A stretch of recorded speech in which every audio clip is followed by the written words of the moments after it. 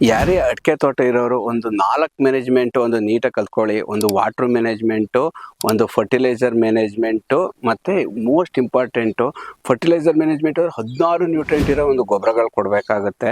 Plus water ನೀವು ನೋಡಬೇಕು, ಬೇಸಿಗೆಯಲ್ಲಿ ಯಾವ ಥರ ಕೊಡೋದು, ಮಳೆಗಾಲದಲ್ಲಿ ಯಾವ ಥರ ಕೊಡೋದು, ಚಳಿಗಾಲದಲ್ಲಿ ಯಾವ ಥರ ಕೊಡೋದು ಕೊಡ್ಕೊಂಡ್ರೆ ನಿಮಗೆ ಮತ್ತೆ ಅಷ್ಟೇ ಒಂದು ಎಕರೆಗೆ ನೋಡ್ಬೋದು. ಇಲ್ಲಿಂದ 3 ವರ್ಷದ ತೋಟ ಇದು. ಸಾಲಿಂದ ಸಾಲಿಗೆ 8 ಅಡಿ ಇಟ್ಕೊಂಡಿದ್ದಾರೆ, ಗಿಡದಿಂದ ಗಿಡಕ್ಕೆ 7 ಅಡಿ ಇಟ್ಕೊಂಡಿದ್ದಾರೆ. 777 ಗಿಡ ಕೂರಿಸಿದ್ದಾರೆ. ಪ್ಲಸ್ ಅದೇ ಥರ ತಾಕತ್ತು ಕೊಡಬೇಕಾಗುತ್ತೆ ನಿಮಗೆ. ಇವ್ರು ಏನೇನು ಕೊಡ್ತೀರಾ ಅಂತ ಕೇಳಿದೆ. ಅಕ್ಷಯ ಬಯೋಟೆಕ್ ಸಮೃದ್ಧಿ ಗೊಬ್ಬರ ಒಂದು 4 kg ಕೊಡ್ತೀವಿ ಸರ್. ಆಮೇಲೆ ಪ್ಲಸ್ ದನಿನ ಗೊಬ್ಬರ ಕೊಡ್ತೀವಿ ಸರ್.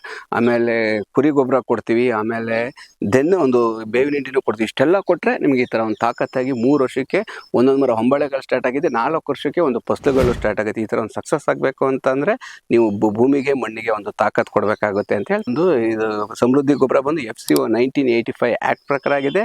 2 times ಒಂದು ಅವಾರ್ಡ್ ಸಿಕ್ಕಿದೆ, best organic fertiliser in India ಅಂತ ಹೇಳಿ.